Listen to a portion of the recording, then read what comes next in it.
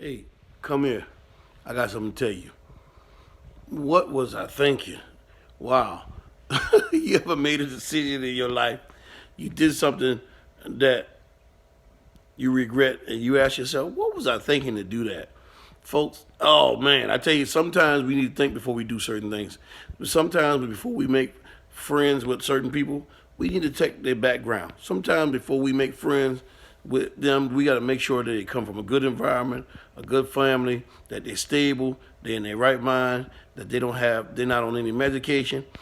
Sometimes before we get in relationships, we got to make sure we vet that person, make sure that person is in their right mind, they're not even on any medication, that they come from a good background, they come from a good family. So remember, when you get with somebody, when you get in a relationship with somebody, you not only are with them, you with their family too. So be careful who you deal with. You ever ask yourself, what was I thinking taking this job? This job was not paying me the amount of money and it wasn't fulfilling me in the first place. Why did I take this job in the first place? Folks, you need to be doing something that you love. And if you love doing it, you won't work a day in your life. You need to ask yourself, what was I doing allowing this child to talk back to me? What was I thinking?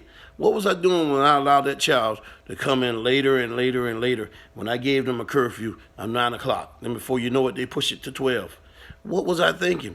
Folks, you got to learn how to set boundaries in your life, because the more people can push your boundaries back, before you know it, they'll push you all the way back, and they won't have any boundaries. And then when you try to put something in place, they say, well, you didn't have a problem with it before. Well, that's why you got to make sure you put things in place, boundaries in place at the beginning. So therefore, people won't take your kindness as weakness. For the Voice of Empowerment, this is your boy Tim Bostic telling you, for every minute you spend frowning, you lose 60 seconds for happiness.